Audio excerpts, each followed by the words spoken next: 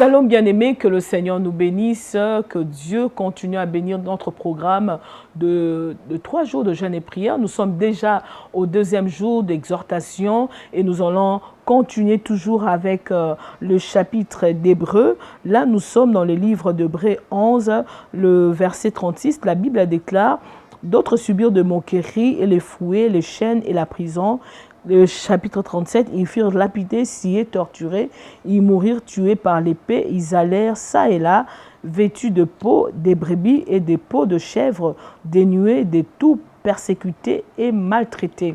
Nous allons aussi prendre les livres de Romains 1er, chapitre 1er, le verset 13, la Bible, tout ça nous allons lire pour faire ressortir la pensée de Dieu pour nous aujourd'hui. Je ne veux pas vous laisser ignorer, frères, que j'ai souvent formé les projets d'aller vous voir afin de recueillir quelques fruits parmi vous, comme parmi les autres nations, mais j'en ai été empêché jusqu'ici. Je me dois aux Grecs, aux barbares, aux savants, aux ignorants. Ainsi, j'ai un vif désir de vous annoncer aussi l'Évangile à vous qui êtes à Rome. Car je n'ai point honte de l'Évangile, c'est une puissance de Dieu pour le salut de quiconque croit, des Juifs premièrement, puis du Grec. Oui, ici, nous allons parler de l'Esprit de Dieu. Notre thème est que nous avons besoin de l'Esprit de Dieu pour affermir notre foi. Oui, pourquoi nous avons besoin du Saint-Esprit? Parce que le Saint-Esprit nous aide d'abord premièrement à manifester le don. C'est lui-même qui nous baptise pour exercer les dons qui est en nous. Et les dons que nous recevons à partir de notre foi. Parce que Hébreux le dit si bien, j'ai aimé, il dit « Or la foi est une ferme assurance ». La foi est un don. La foi est un don. Ce n'est pas tout le monde qui a...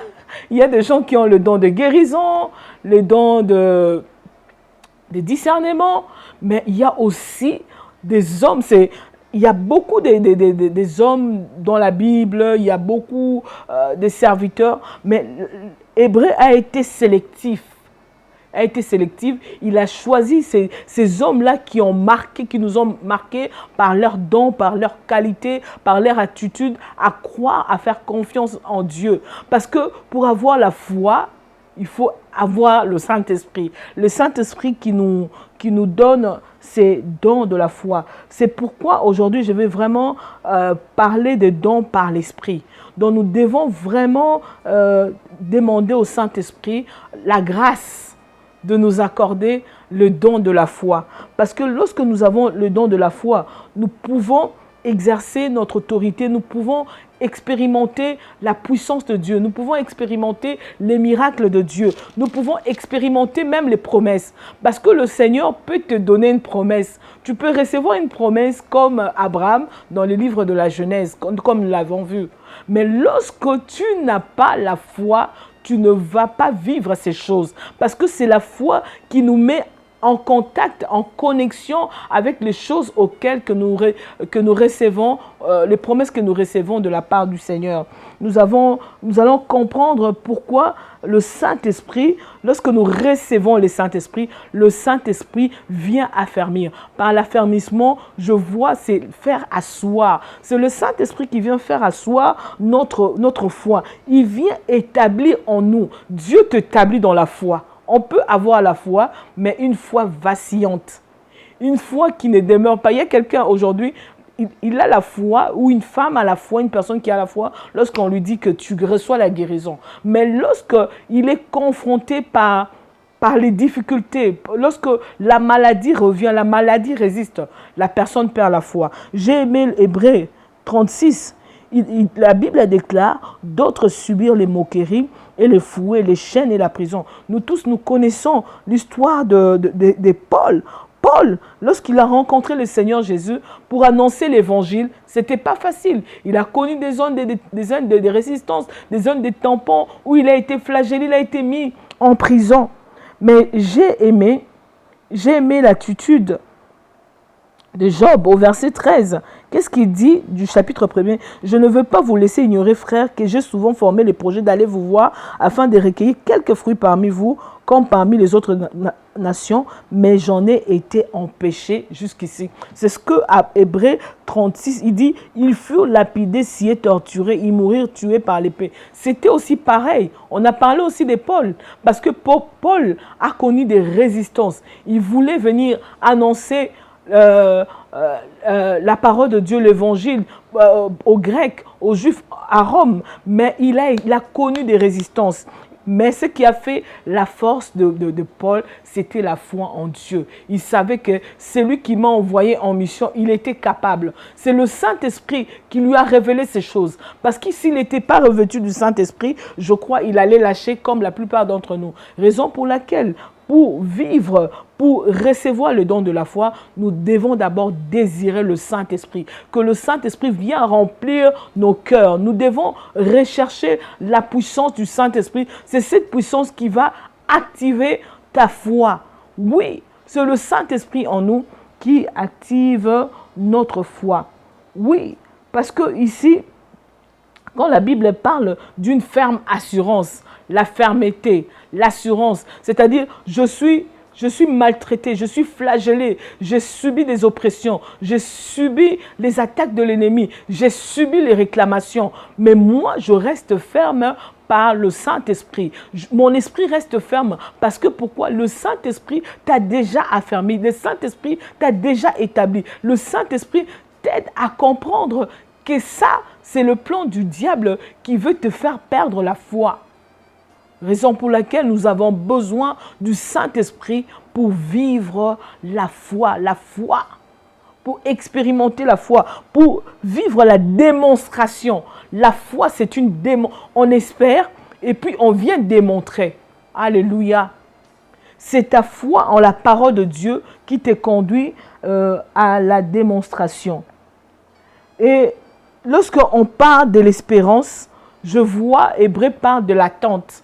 C'est-à-dire, je suis en attente de quelque chose. Même si je ne vois pas clair, je sais une chose, même si mes yeux voient les hommes comme des arbres, j'ai la foi que celui qui a déclaré va faire quelque chose afin que mes yeux s'ouvrent. Alléluia. Avoir le don de la foi est tellement capital.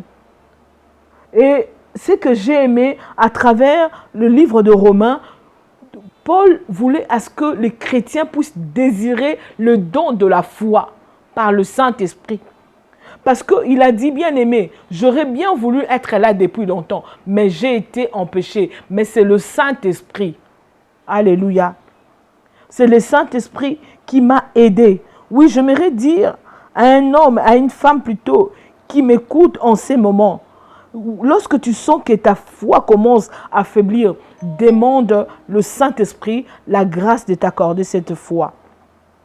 Demande au Saint-Esprit le désir. Il avait ce désir, c'est le Saint-Esprit qui met en toi les désirs. Il dit au verset 15, il dit, « Ainsi j'ai un vif désir de vous annoncer aussi l'évangile à vous qui êtes à Rome. » C'est le Saint-Esprit qui suscite en nous l'amour des choses de Dieu. C'est le Saint-Esprit qui suscite en nous l'amour de la parole. Pour avoir le courage d'aller même annoncer l'évangile. Femme de valeur, tu as besoin du Saint-Esprit. Et c'est le Saint-Esprit qui te donne la foi. La foi, c'est le courage qu'on a. C'est cette énergie-là spirituelle que lui seul nous dote, qui nous aide à aller proclamer l'Évangile.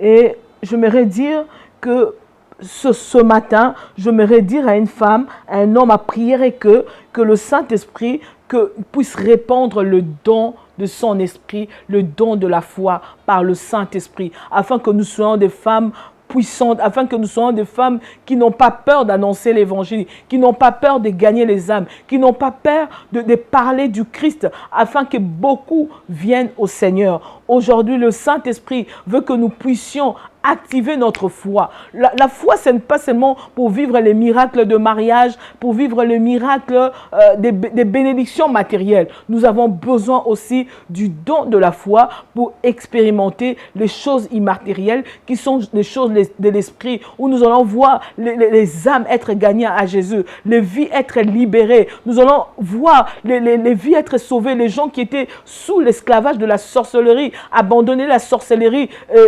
rencontrer le Seigneur, où nous allons voir les personnes qui étaient dans la captivité, parce que nous avons le don de la foi, par le Saint-Esprit, nous prions, ces gens sortent des prisons sataniques, démoniaques, ces gens sortent de la malédiction.